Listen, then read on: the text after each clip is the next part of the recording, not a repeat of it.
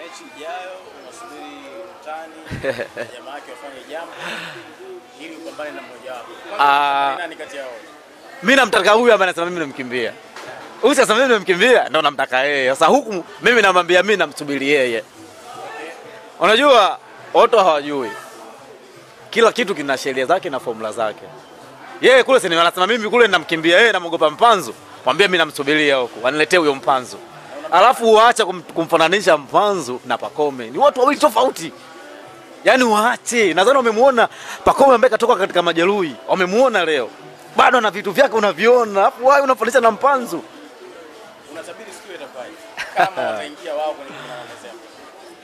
Mzee, yeye mwenyewe ananifahamu. Afu mimi ex wangu. Popote ningemtaka anakuja tu. Anisumbui yani. Shanaelewa. Yale anisumbui. Ndio maana nakwambia kama si nimemkimbia namsubiri hapa. Ukiwa kama shabiki unaliona kombe linakuja kwa? Yeah, of course nina matumaini hayo. Kitu gani hasa kinakufanya ujisikie kwamba yani lazima ushinde? Nini yani kwenye timu yako? Ubora wa timu yangu.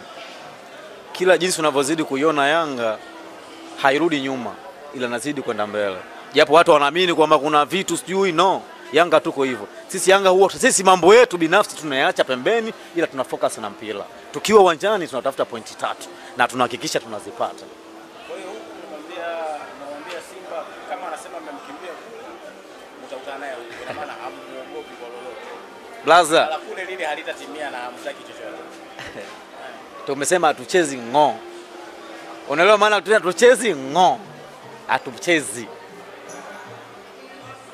Kwa hiyo hii inaonyesha changamoto sio kama game itakuwa tough. Hamuogopi Simba, hamuogopi chochote ila ni sheria tu. Ndio imeenda tofauti na nyinyi ndio maana hamtaki kucheza. Of course wao wenyewe wanatambua sheria mpira. Mpira una sheria zake blaza.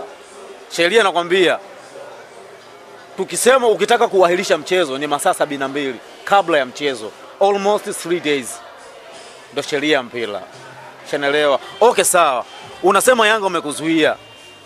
Kwenda ule uwanja Yanga sio wake. Ule uwanja ni mali ya serikali. Serikali ndio inaweza kumzuia mtu kufika pale. Tumwazuia. No, hata kama tungewazuia Simba ilikuwa na wajibu wa kupeleka timu uwanjani. Na Yanga hajagomea mechi, blaza.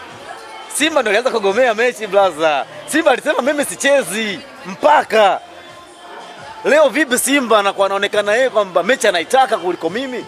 Mimi nataka sheria. Wao wanataka sheria, tunataka sheria tuifuate. Mimi sichezi blaza. Hiyo tarehe 15 waitaka wao, watacheza wao na bodi yao. Una nini la kuambia mashabiki wenzako wa Yanga lakini wale ambao wanawasema nyie pembeni, mashabiki wa timu nyingine wale? Una lolote la kuambia kuelekea mechi hizi na kumaliza kabisa mpaka finali? Kwanza mimi ningependa kuwashauri mashabiki wa Dar es Salaam Young Africans kwamba tuzidi kushirikiana na tuwe na umoja ili kuweza kuiboresha timu yetu. Ili timu ifanye vizuri lazima sisi mashabiki, wanachama na kuwaunga mikono viongozi, juhudi wanafanya kubwa sana. Blaza mimi nampa big up sana Engineer Elsie. Hakuna mtu ambaye atakuja kutokea katika mpira wa miguu Tanzania kama Engineer. Mimi nakwambia blaza.